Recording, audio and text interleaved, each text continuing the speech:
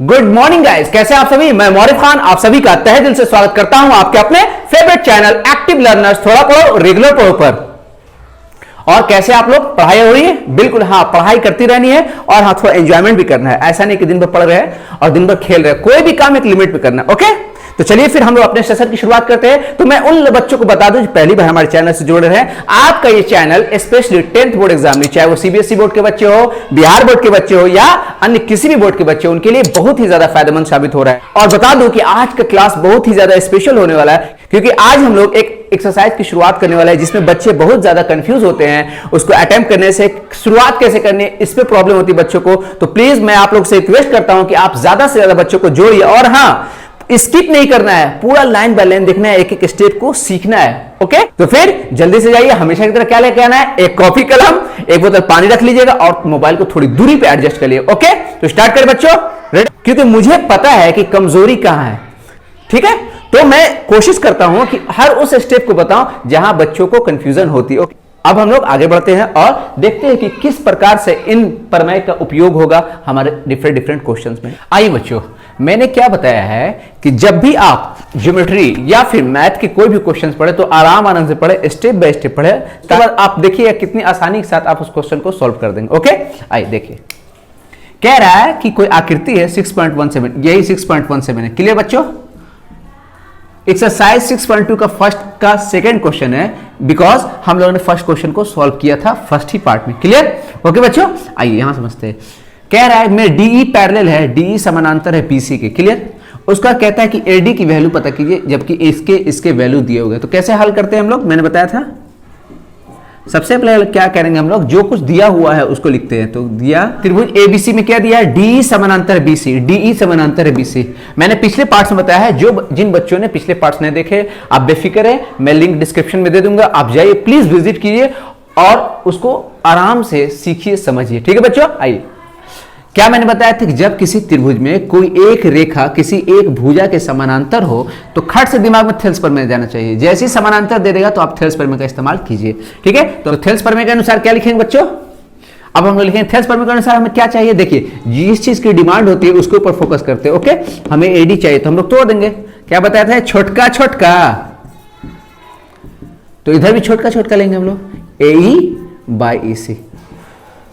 Okay, यानी AD बटा dB बराबर एई बटा एसी, और उसका वैल्यू पुट कर देंगे। कोई कंफ्यूजन? यहां तक बच्चों बात समझ में आ गई? एकदम सिंपल प्रोसेस है, बहुत आसान क्वेश्चन है। यहां से पॉइंट हटाते हैं तो ये 3 टाइम्स में कटेगा, 18 3 54।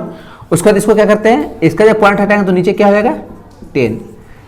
ये 3 से काट सकते हैं इसको, 3 दूना 6 और 3 चौका 12। आंसर यहां लिख देता है, इसलिए एडी इक्वल्स टू क्या हो जाएगा बच्चों, 2.4 सेंटीमीटर।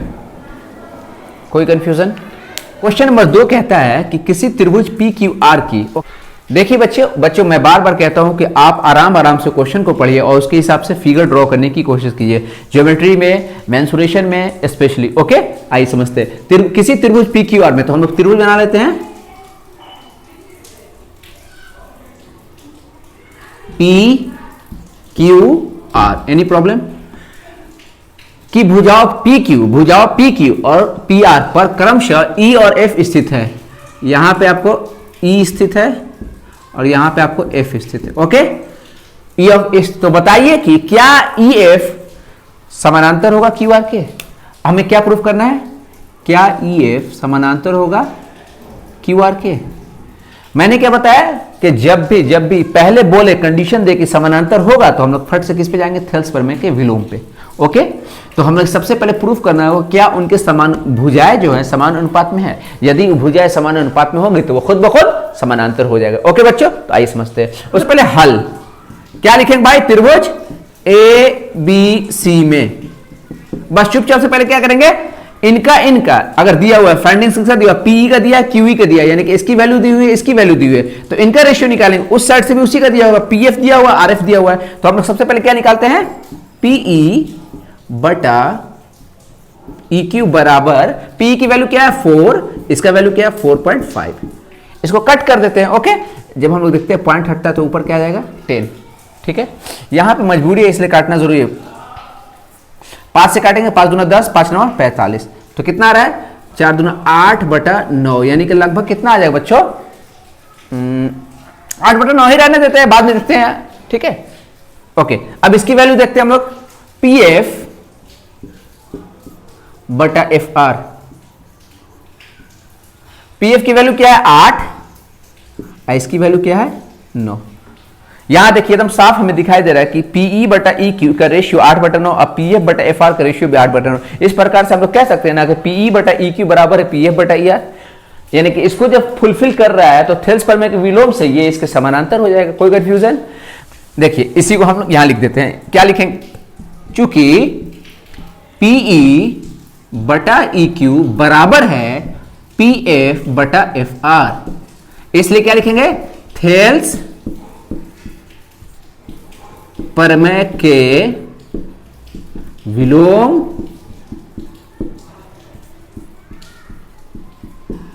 देखिए, चूंकि PE/EQ बराबर है PF/FR के, तो इसलिए थेल्स प्रमेय के विलोम से क्या होगा?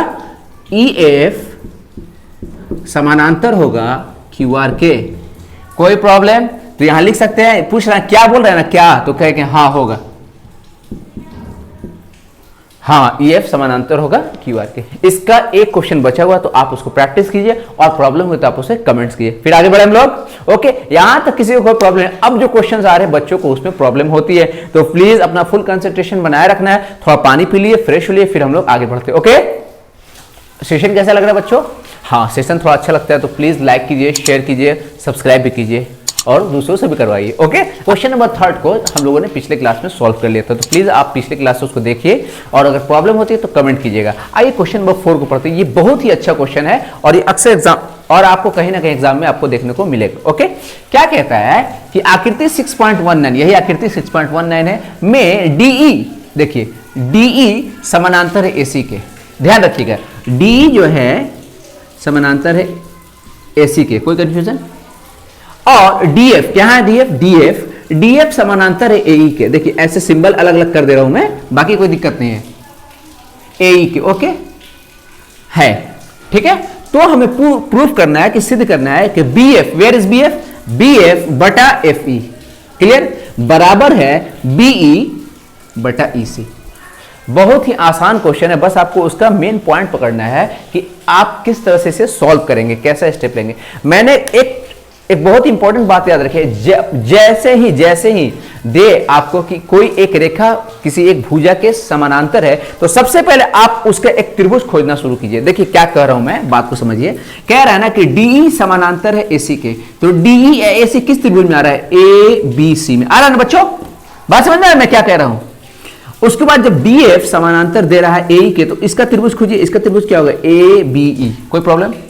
और फिर हम लोग हल करते हैं। आइए, यहां चूंकि सारी चीज आपके क्वेश्चंस में दिए हुए हैं, तो आप डायरेक्ट क्या कीजिएगा? दिया हुआ है या फिर डायरेक्ट हल से शुरू कीजिए। आइए तो फिर हम लोग हल करते हैं। ओके, सबसे पहले हम बड़े त्रिभुज की बात करते हैं, त्रिभुज ABC में। ओके, ABC में कंडीशन पे गौर करना है। कंडीशन क्या दिया बच्चों? देखिए गौर से, ABC में DE समानांतर है AC के, है ना ABC का पार्ट, तो हम लोग लिख सकते हैं कि DE समानांतर है AC के। और मैंने बताया है, आपको शुरू से बताता आ रहा हूं कि जब आपको जैसे ही किसी त्रिभुज में समानांतर दिखाई, आप खट से थेल्स प्रमेय लगा दें। लिख सकते हैं थेल्स प्रमेय के अनुसार। थेल्स प्रमेय के अनुसार हमें क्या मिल रहा है? देखिए तो बच्चों, BD/DA। और एक और इंपॉर्टेंट बात याद रखना है कि आपको चाहिए क्या, है ना? तो आपको चाहिए BE/EC। देखिए बड़े वाले में BE है और बटा EC, क्लियर। और छोटे वाले में आप देखिए BF/FE। जो रेखा टच करे उस बिंदु पे गौर कीजिए, आप उस बिंदु पे गौर कीजिए, देखिए आपका काम आसान हो जाएगा, है ना? देखिए यहां पे थेल्स प्रमेय के अनुसार हम लोग क्या लिख सकते हैं बच्चों? गौर से देखिए, BD/DA बराबर बड़े वाले त्रिभुज में BE, यही रेखा है ना समानांतर। देखिए बड़े वाले त्रिभुज में देखिए यही रेखा है ना समानांतर, BD जिसको टच कर रही है, कट कर रही है, और यहां से आपको BE, तो BE/EC। यहां से क्या लिया हम लोगों ने? BD/DA। तो यहां से क्या हो जाएगा? BE/EC। देखिए एक पोर्शन हम लोग को दिखाई देने लगा, इसको हम लोग क्या मानेंगे बच्चों? समीकरण 1। तो ठीक है, यहां तक किसी को कोई प्रॉब्लम? एक बार और समझा देता हूं आपको। जैसी जो चीज दिया, इंफॉर्मेशन जो दी हुई है कि DE समानांतर किसके दिया हुआ एसी के, तो इसका मतलब इस बड़े त्रिभुज की बात हो रही है एबीसी की। क्लियर। उसके बाद अगर आपको क्या दिया हुआ डीएफ समानांतर एई के, इसका मतलब इस त्रिभुज एबीई की बात करें, तो हम लोगों ने त्रिभुज एबीसी पे तो डिस्कस कर लिया। हमें क्या चाहिए, बीई बटा ईसी। देखिए बीई आधा आधा, तो यहां से भी आधा आधा। क्लियर। अब हम लोग बात करते हैं त्रिभुज एबीई में। ओके, तो यहां हम लोग लिख सकते हैं पुनः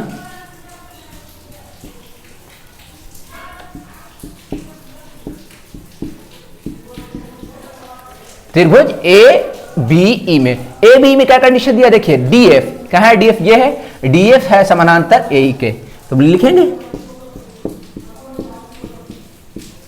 उसका क्या, इसलिए थेल्स प्रमेय के अनुसार। बहुत आसान है।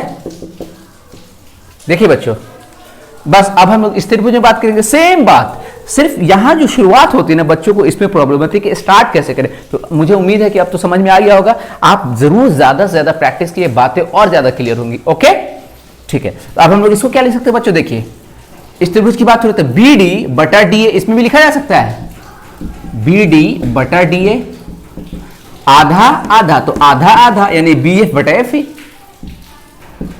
बी एफ बटा एफ ई। और इसको हम लोग क्या बना देंगे, समीकरण 2।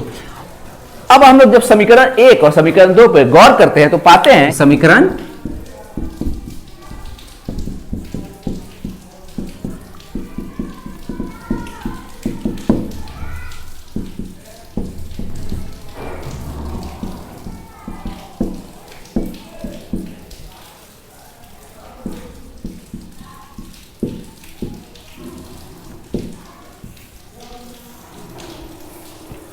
और देखिए बच्चों, फिर कितनी आसानी से हम लोगों ने समीकरण 1 और समीकरण 2 की मदद से जो चीज हमें सिद्ध करना था हम लोगों ने सिद्ध कर दिया। बात समझ में आ रही है बच्चों, कंसेप्ट की क्लैरिटी आ रही है कि नहीं, इंप्रूवमेंट हो रहा है कि नहीं, बिल्कुल होगा, बिल्कुल होगा। आप लोग, मैं बार बार कहता हूं कि आप मेरे 3 स्टेप स्टडी प्लान को फॉलो कीजिए। उसके लिए आप लोग जाइए, मेरा फर्स्ट वीडियो देखिए, इंट्रोडक्शन वीडियो, आपको समझ में आएगा कि 3 स्टेप स्टडी प्लान क्या है, एक आइडियल रूटीन क्या होता है। ओके, और फिर देखिए जब आप 3 स्टेप स्टडी प्लान को फॉलो करेंगे तो खुद ब खुद सारे सब्जेक्ट आपके क्लियर होते चले जाएंगे, कंसेप्ट की क्लैरिटी बेहतर होती जाएगी, कॉन्फिडेंस खुद ब खुद बिल्डअप होने लगेगा। ओके, फिर आते हैं हम नेक्स्ट क्वेश्चन पे। तो आइए बच्चों, अब हम लोग क्वेश्चन नंबर 5 की तरफ चलते हैं। बातें समझ में आ रही है कि किस तरह से प्रूफ करना है, स्टेप समझ में आ रहा है? जी हाँ, बिल्कुल। आइए इधर देखिए, क्वेश्चन नंबर 5 कहता है कि ये आकृति है 6.20 एनसीईआरटी के बुक के हिसाब से में डी कहां बच्चों, देखिए तो ये डी है, डी समानांतर है ओ क्यू के, ये जो है इसके समानांतर है। तो जैसे आपको पहले ही दे दिया हो समानांतर, तो आपके माइंड में सबसे पहले एक त्रिभुज का स्ट्रक्चर जाना चाहिए। तो देखिए ये जो बातें आ रही है किस त्रिभुज में, पी ओ क्यू में आ रही है ना बच्चों। और ये देखिए ईडी जो कि इसके समानांतर, इसका मतलब ये जो दो बिंदु है ई और डी, ये इस त्रिभुज के अन्य दो भुजाओं को समान अनुपात में विभाजित करता होगा। क्लियर। फिर आगे बढ़ते हैं। और डीएफ समानांतर ओआर के, कहां है बच्चों, डीएफ ये है, इसको मैं डिफरेंट, डीएफ समानांतर ओआर के, ठीक उसी तरह उसमें भी देखेंगे पीओआर में ये बातें आ रही हैं। तो हमें क्या प्रूफ करना है कि ईएफ जो है, ईएफ का मतलब ये बड़ा वाला ईएफ समानांतर है क्यूआर के। बात समझ में आई? तो इसको प्रूफ करने के लिए पहले हम लोग इस स्टेप पे चलते हैं, फिर इस त्रिभुज पे सोचेंगे, फिर बड़े वाले त्रिभुज पे हम लोग सोचेंगे। हो सकता है कि इसकी मदद से हमें वो रिजल्ट मिल जाए। ओके, आइए हल करते हैं। देखिए बच्चों, त्रिभुज पी ओ क्यू में पहले ही दे दिया है कि डीई समानांतर ओ क्यू। तो जैसे आपको समानांतर दिखा दे, खट से क्या लगाएगा, थेल्स पर में से हम लोग क्या लिख सकते हैं, देखिए तो बच्चों पीई बटा ई क्यू बराबर पीडी बटा डीओ। कोई कंफ्यूजन? इसको हम लोग समीकरण 1 बना लेते हैं, हो सकता है आगे इसका काम आए। फिर हम लोग लिखते हैं पुनः। अब हम लोग इस पे बात करते हैं जिसमें क्या लिख रहा है, डीएफ समानांतर है ओआर के, ओआर हम लोग लिखेंगे पुनः त्रिभुज पीओआर में क्या कंडीशन दे दिया है पहले ही बच्चों कि डीएफ जो है वो समानांतर है किसके, ओआर के। तो फिर इसी तरह थेल्स पर में से